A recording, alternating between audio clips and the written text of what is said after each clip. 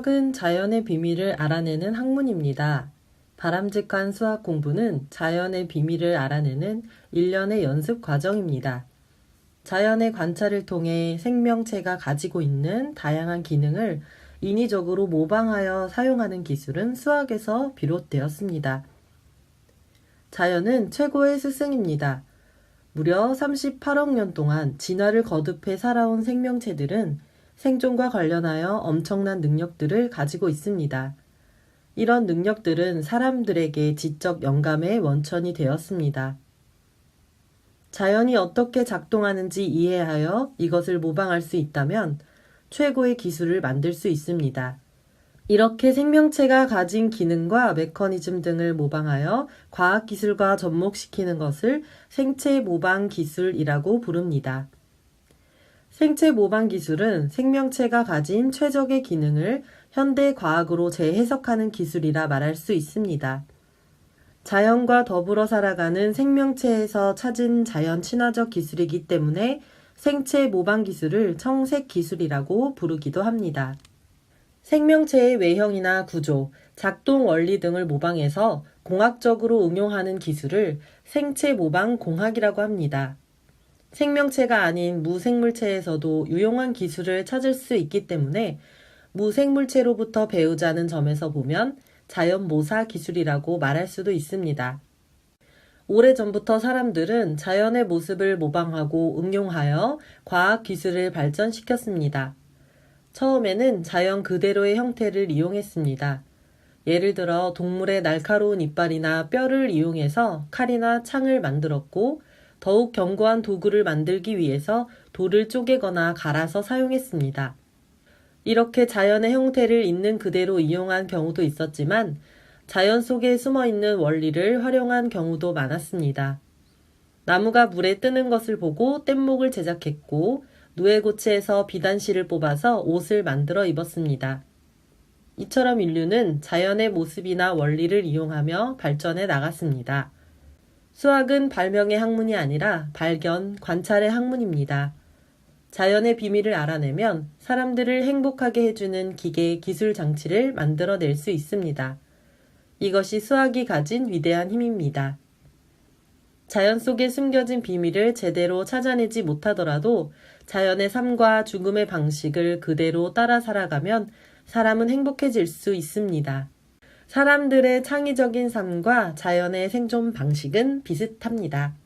새의 깃털은 속이 비어있는 둥근 기둥 모양을 하고 있는데 덕분에 새는 두 가지 효과를 얻을 수 있습니다.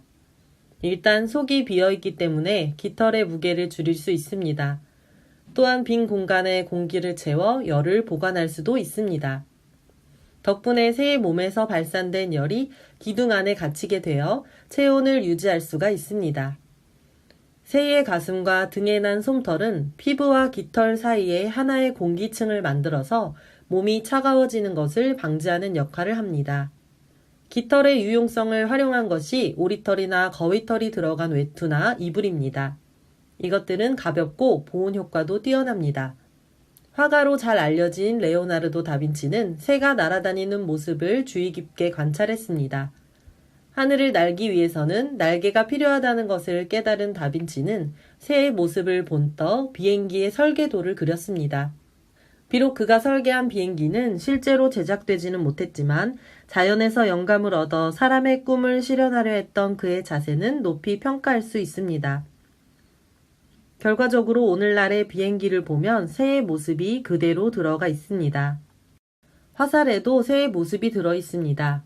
화살의 한쪽 끝에는 뾰족한 화살촉이 붙어 있고 반대쪽 끝에는 화살깃이 달려 있습니다. 새의 부리처럼 뾰족한 화살촉은 화살이 바람을 가르면서 멀리까지 날아가게 도와줍니다. 화살의 끝에 붙어있는 깃은 새의 두 날개처럼 바람을 타고 화살이 원하는 목표물을 향해 똑바로 나아갈 수 있도록 합니다. 옛날 사람들은 물고기를 보고 배를 만들기 시작했습니다. 배에 달린 돛과 키는 물고기의 지느러미가 하는 역할을 합니다. 배가 방향을 바꿀 때는 키를 사용합니다. 조종간을 돌리면 배의 뒤쪽에 있는 키가 돌아가는데 키는 물고기의 몸 옆에 붙어 있는 지느러미와 비슷한 모양을 하고 있습니다. 또한 사람들은 물고기의 몸속에 들어있는 불에라는 공기 주머니의 원리를 이용해 잠수함을 만들었습니다. 불에 공기를 집어넣으면 물고기의 몸은 물에 떠오르게 되고 공기를 빼면 물고기의 몸은 물에 가라앉습니다. 잠수함에 붙어있는 물탱크가 물고기의 불에와 같은 역할을 합니다. 이처럼 자연 속에는 사람들을 행복하게 만들어주는 핵심 원리가 들어있습니다. 무엇인가를 만들고 싶은 사람들은 자연에게 물어보면 됩니다. 자연은 사람들이 원하는 것이라면 무엇이든지 내어줄 준비가 되어 있습니다. 생체 모방은 자연에서 볼 수 있는 디자인적인 요소나 생명체의 특성을 연구하고 모방하는 학문을 뜻합니다. 자연을 담기 위한 사람들의 노력 중에서 우리에게 가장 친숙한 것으로 찍찍이라고 불리는 벨크로가 있습니다. 1948년 웨스트랄은 열매 껍질에 갈고리가 있어 동물의 털에 잘 달라붙는 도깨비 풀을 보고 벨크로를 발명했습니다. 벨크로는 갈고리처럼 생긴 한쪽 면이 털이 붙어있는 다른 쪽 면에 달라붙는 구조를 하고 있습니다. 벨크로의 등장으로 사람들은 매우 편리한 생활을 누릴 수 있게 되었습니다. 벨크로는 의복, 신발, 가방 등 많은 제품에서 단추와 지퍼를 대신하게 되었고 최근에는 무중력 상태의 우주선에서도 물건을 고정하는 데 활용되는 등 그 쓰임새가 더욱 확대되고 있습니다. 나노과학의 발전은 생체 모방 기술에도 큰 변화를 가져왔습니다. 얼마 전까지만 해도 올림픽이나 수영 선수권 대회를 보면 전신 수영복을 입은 선수들을 자주 볼 수 있었습니다. 전신 수영복 안에는 상어의 지느러미를 모방한 첨단 과학 기술이 들어 있습니다. 물속에서 시속 60km의 속도로 헤엄칠 수 있는 상어의 지느러미에는 물의 저항을 줄여주는 작은 돌기가 나 있는데 이것을 수영복에 적용했습니다. 이 수영복을 입으면 100m에 0.2초 정도 기록을 단축할 수 있지만 선수들이 개인의 역량보다는 첨단 수영복에 의존하는 경향이 커지면서 2010년부터 국제 공식 경기에서는 사용이 금지되었습니다. 비가 내려 세상이 모두 젖었을 때 연잎만은 젖지 않고 물방울을 만들어 흘려보낼 수 있습니다. 연잎처럼 물에 젖지 않고 더러워지지 않는 현상을 연잎 효과라고 부릅니다. 연잎에 떨어진 물방울이 그대로 흘러내리는 이유는 무엇일까요? 연잎의 표면을 확대하여 보면 아주 작은 돌기들로 덮여 있는 것을 확인할 수 있습니다.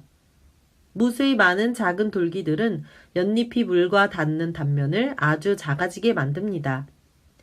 통 표면 장력이 크면 물과 접촉하는 면이 작아져서 표면이 덜 젖게 되지만 연잎의 경우에는 표면 장력이 아니라 작은 돌기들을 이용하여 물과 접촉하는 면을 줄인 것입니다. 연잎 효과를 모방한 첨단 과학 기술은 이미 우리 생활 속에서 넓게 자리 잡고 있습니다. 홈쇼핑에서 가끔 기능성 바지를 판매하기도 하는데 흙탕물을 부어도 젖지 않고 몇 번만 털면 깨끗해집니다.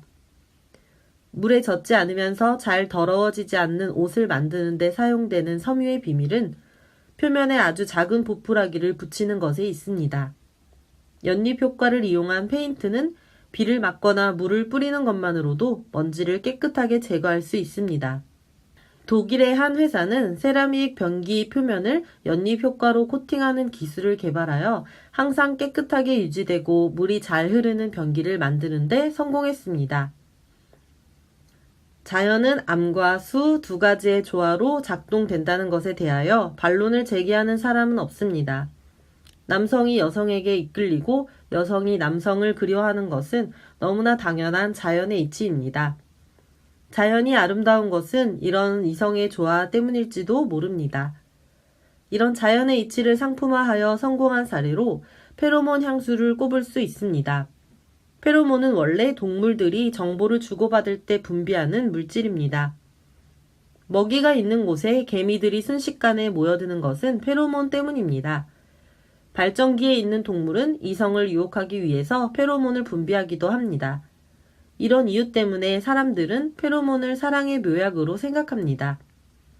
사람의 경우 여러 가지 다른 감각의 발달로 페로몬 기능은 거의 퇴화한 것으로 알려져 있습니다. 그럼에도 불구하고 페로몬 향수가 성공할 수 있었던 이유는 무엇일까요? 사실 이 제품을 처음 개발했던 회사도 그 성공 여부에 대해서는 반신반의했습니다. 하지만 그 회사가 만든 신상품에는 사람들 내부에 숨어있는 본능의 핵심을 꿰뚫는 멋진 아이디어가 들어있었기에 성공할 수 있었습니다. 편하고 즐거운 것을 찾는 인간의 본성과 함께 이성을 그리워하는 동물의 본능이 그대로 맞아떨어진 것입니다. 사람들을 행복하게 하는 무언가를 만들기 위해서는 사람들이 가진 공통의 관심사가 무엇인지 정확하게 꿰뚫어 볼 줄 알아야 합니다.